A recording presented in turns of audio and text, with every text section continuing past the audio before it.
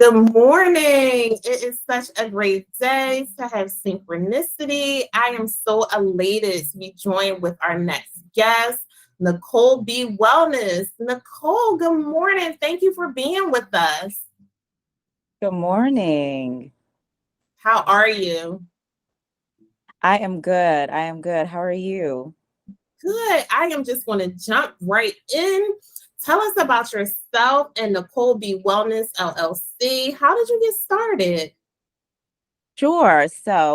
I am a Brooklyn-based holistic health coach, and I specialize in helping people feel better in their bodies, improve negative health diagnoses, and build habits for happier, healthier, fuller lives. And all of that is done with a personalized nutrition and stress management plan. So I look at your whole self, all aspects of your life, and how it affects your nutrition and your stress management. Because people think that it's just health, but it's all aspects of your life that really do affect your nutrition. So we look at everything, we build a personalized plan that is conducive with your current lifestyle. Um, so that's what I do. And I started my health journey started years before I became a health coach. Um, I had an interaction with a medical professional that wasn't the greatest. And I'll share some of that with you. I went in my early 20s, I went just for a general physical. You have your annual physical, and I'm talking to the doctor, everything's fine. And she said to me, do you work out? And I was like, no, like it's just not something that was a part of my lifestyle or my family's lifestyle. And she was just like, why not? I'm like, because I just don't. And she's like, well, you might want to start because you're not going to have that body forever. And I was like, whoa, okay. And that was my very first negative interaction with a medical professional. But I took that and I was like, okay, let me just do something. And so I started with just like running in the mornings before work. And then as years went on, that progressed into like taking workout classes. So my health journey started primarily with just exercise. My nutrition was crap. Um, but it evolved into more physical fitness and then looking at the nutrition aspects of things and really just like improving my overall health, and people in my life seeing what I was doing and saying, well, Nick, how do I do that? Like, can you help me? And I was helping people before I even became a health coach, and then decided like, this is something that makes me feel good. I love helping people. I really want to help as many people as I can to improve their health. And, let me get certified, let me get a program going. And that's how I got started.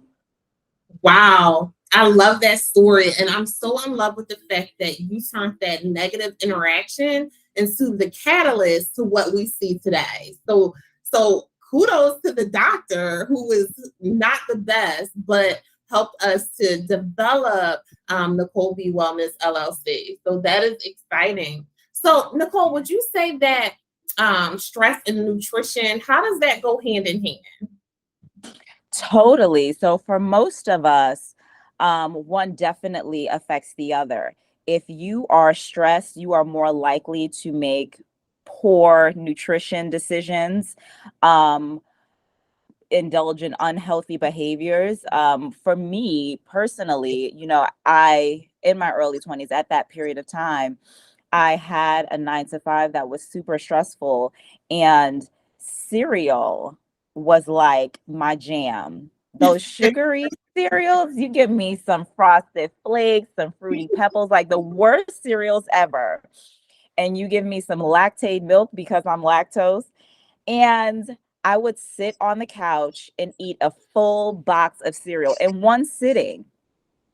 And that is totally not good. Cereal is so full of like sugar and chemicals that do so much damage to your body. But I was so stressed and I just wanted something that was going to make me feel good in the Yeah. moment. And at the end of the day, it was really affecting my health. So that's one way that stress and nutrition go hand in hand. Also, like, alcohol. You might have a stressful day and it's just like, well, you know what, I need to go have a drink, and you end up drinking a whole bottle. Whole Or, bottle.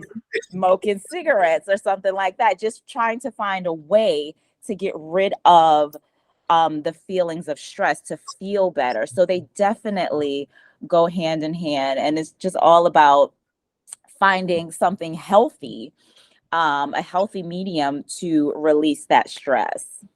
Yeah, good stuff. So no fruity pebbles on the couch at 10 p.m.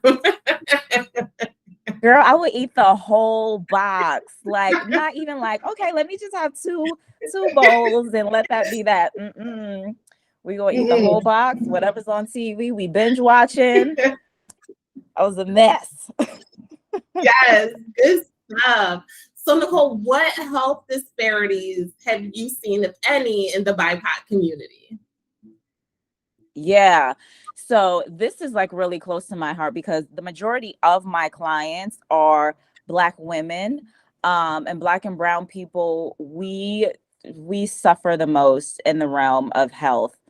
Um, and the two main disparities are the socioeconomic status and just our race. So with the socioeconomic status, if you're a wealthy person, you can afford quality health care, and you can afford the medications necessary for your ailments. But if you're poor, you're likely to not have access to that quality health care. I've seen people who cannot afford the medications that they need, or they're cutting medications in half so they can like ration them out so they can last longer. And, if you are poorer, you likely live in food deserts. So there's an abundance of fast food restaurants, but you don't have enough fresh produce. And people are just like, they're trying to get by. So it's like, whatever I have, and I need to feed myself and feed my family, let me do what I have to do. So that's socioeconomic status. And then also race. Our mortality rates for Black and brown people are higher than white people. And, we go into these medical facilities, and quite often we are expressing what's wrong, and medical professionals sometimes don't believe us. And because we experience these type of things, some of us are a lot less likely to go to the doctor when we need to. We might wait until like the very end, when an illness has progressed so far down the line that it's just very little that can be done to help us. So the socioeconomic status and race, those are like the biggest disparities. Yeah, definitely. Definitely, definitely. And kind of piggybacking off of that, what are some of the health conditions that you've seen or that you've worked with, especially in our community? For sure. So high blood pressure, that is just like a kicker for Yeah. us. High blood pressure, type 2 diabetes, high cholesterol, heart disease. These are the main lifestyle diseases that are, affecting us in Black and brown communities. And one thing that is unfortunate is that when we have these diagnoses and we go to the doctor and they're diagnosing us, one of the first things that they do is say, let me put you on some medication. Yes.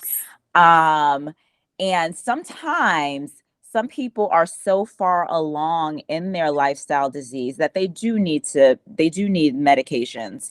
But I encourage folks to, when you're having these conversations with your doctors, after they tell you, I want to put you on this medication, ask about side effects, and then also ask about a plan to get you off of the medication. Like, okay, I understand that I need to do this now, but what's the plan to get me off? What do I have to do to make sure that I'm not on these medications forever? Because sometimes the side effects, well, before we even get to the side effects, you don't want to be on medication for the rest of your life. Like, and the side effects could cause other things where you need to be on other medications. And the medicines just, they don't get to the root of the problem. They're just helping the symptoms. And you want to get to the root of the problem so that it's not a problem anymore. Mm-hmm. Yeah, definitely.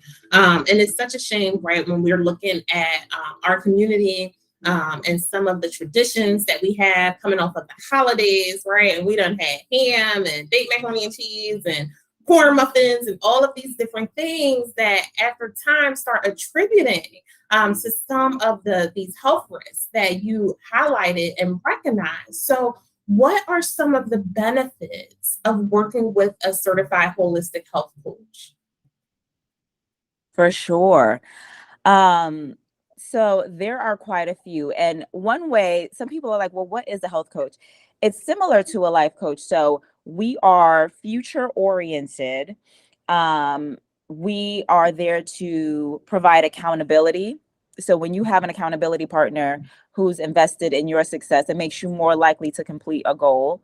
We are there to educate you on your health ailments and holistic things, natural things that you can do to improve your health. And we're there to support you, uplift you with no judgment, and just to guide you with our knowledge and our experience, and to help you on a path to a healthier life. And one way I explain health coaching to people is, you know, if you have a child and they want to learn how to play a sport, you might put them into, the sport in the school. But as you see them progressing, they might need that one-on-one coaching so they can get to the next level. That's what health coaching is. You might start off like myself on your own with just like working out, running, going to a fitness class, but then you want to take it to the next level. So if your focus is fitness, you might get a personal trainer. I am a personal trainer, but for your health. Yes, really good stuff. And so if a client comes in and they're like, okay, I am down, I want to get this thing together, new year, new me, all of these things, what could they expect working with you? So they can expect a relatable partner on their health and wellness journey, to help them build the health habits that they need. I am someone who is going to hold you accountable, but with no judgment.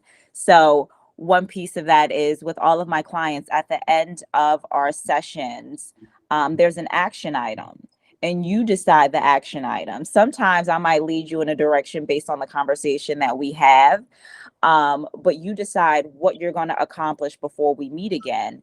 And then during our next meeting, you're going to let me know, did I hit my action item? And if you didn't, we're going to talk about why. And I am someone who is very understanding. I know that life starts lifing and things start happening during the week. So there are instances where my client, you're not going to hit your goal that week, but let's talk about why. And let's talk about what you can do the next week to make sure that you're not interrupted and that you meet your goals. So someone who is relatable, someone who understands that things happen in life and they affect our health, and you're going to miss the mark sometimes, and that's okay. So I definitely sympathize with people, but I am there to support you and encourage you and hold you accountable. Yeah, really good, really needed.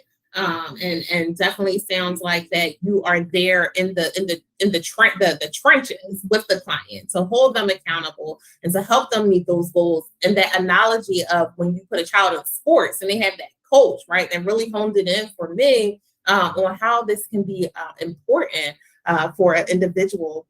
So Nicole, talk to us about wellness. Why would you say wellness is important? Wellness is super important. It focuses on preventing illness and prolonging our life in the process. And so to the extent that you can, you shouldn't want to be on meds. You shouldn't be comfortable with that being a part of your life for the rest of your life. You want to be in good health, to be present, not just for your family and your loved ones, but for yourself. And being in good wellness impacts your quality of life. So sometimes, I've spoken to people who aren't on a health journey and they're like, well, we all got to die some way. And it's like, yeah, we're all going to eventually die, but you want to think about your quality of life. You don't want to have to, have an amputation if you can help it. You want to be able to run after your grandkids. You want to be able to go on vacations and not worry about, people having to push you around. Like, it's all about your quality of life. And I think that it's not something that we pay attention to until it's too late. I encourage people who are in their 20s and younger, what you do now consistently will affect who you are later. So take your health seriously. I'm not saying like don't go out and have fun, do all of the things, but make sure you're taking care of your body, because you want to think about, okay, when I'm 70 years old, what do I want to still be able to do? So something that's important to me is like strength training, making sure, I have great bone density, because when people get older, you notice that they start falling, and that one fall could take them out. And when I mean take them out, like not kill them, but it'll be the start of their health downfall.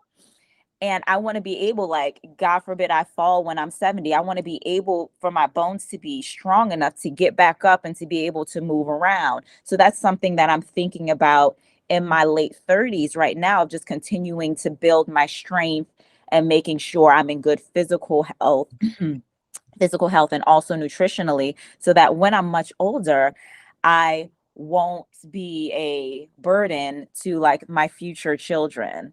So wellness is super important. You really want to do everything that you can to prevent illness and prolong your life. Yeah. You touched on some really good points, right? And one thing that came up for me when you were talking is how we see a lot of older individuals, they begin getting like knee replacements and hip replacements a lot lately. And I'm like, well, what is this, like the new sexy? Why is everyone getting these knee replacements, these hip replacements? I want my hips that I came in here with, right? So what needs to happen to ensure that I stay on that trajectory? So really some good tips to kind of like think about. Nicole, what would you say? What are some things an individual can begin incorporating today to promote wellness?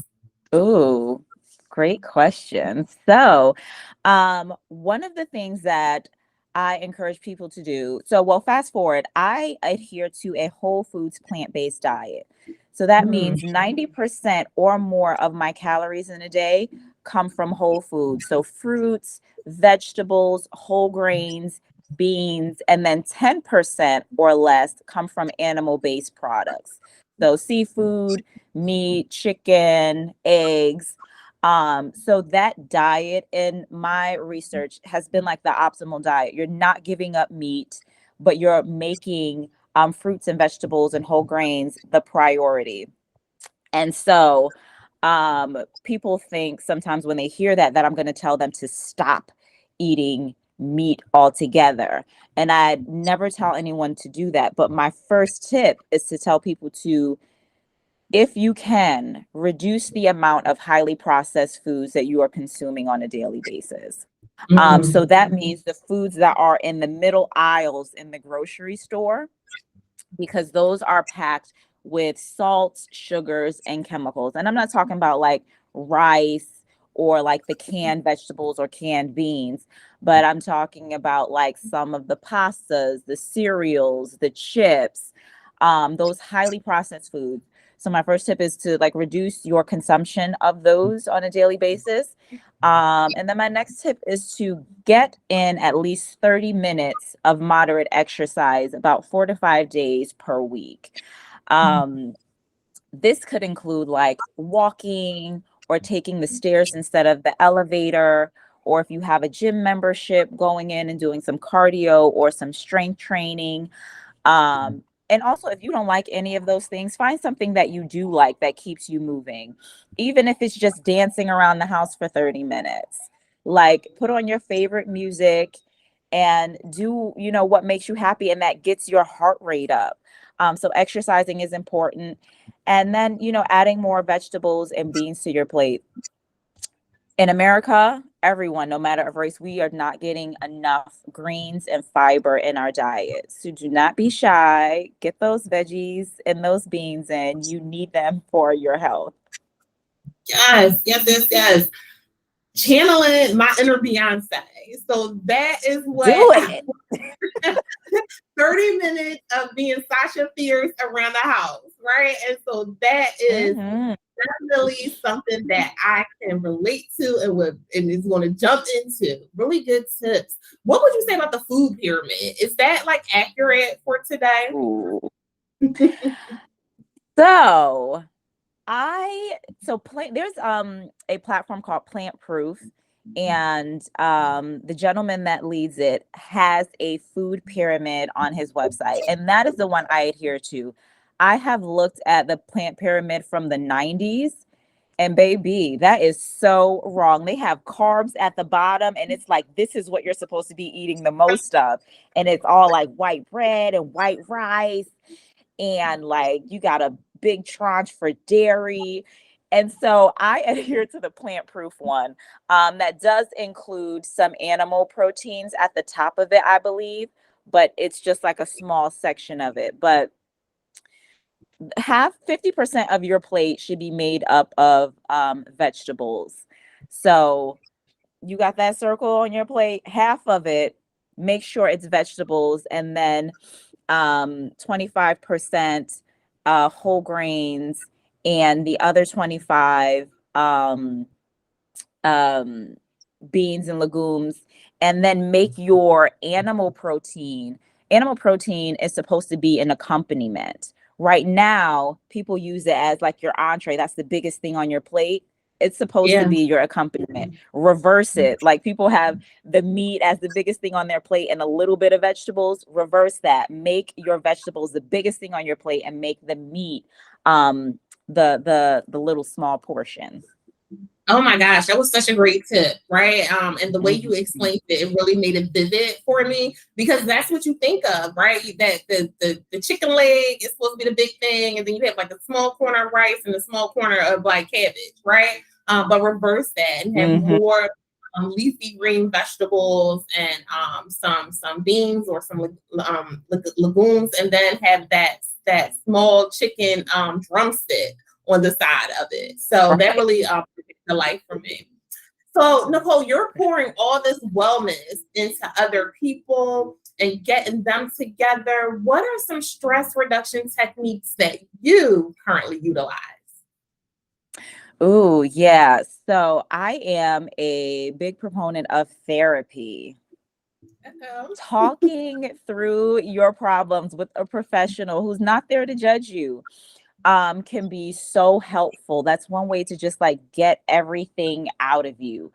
Sometimes there are things you want to say to other people that you probably shouldn't say. Go talk to your therapist about it. And that's another way of just getting it out of your head, getting it out of your body. Meditation. I love meditation. I try to do like 10 to 15 minutes per day, to just calm my body, calm my mind. Meditation calms the brain's tendency to hop around and worry. So that's been super helpful for me. And then also just simplifying my life.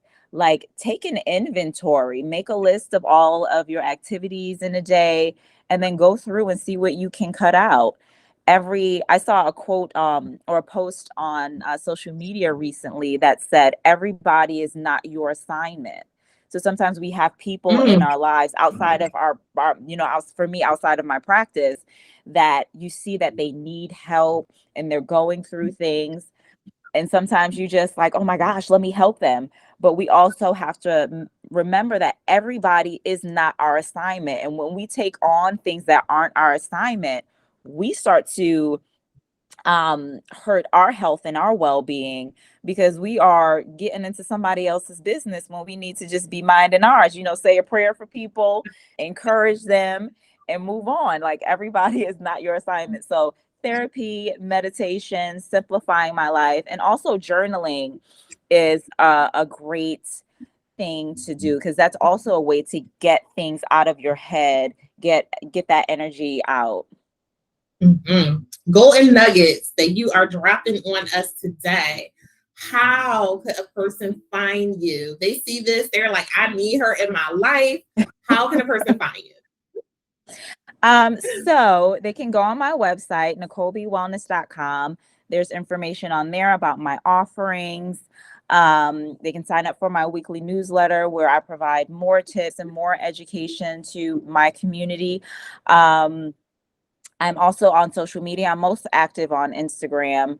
And yeah, that's where I am. So just look me up. And, I do discovery calls before anyone can sign up.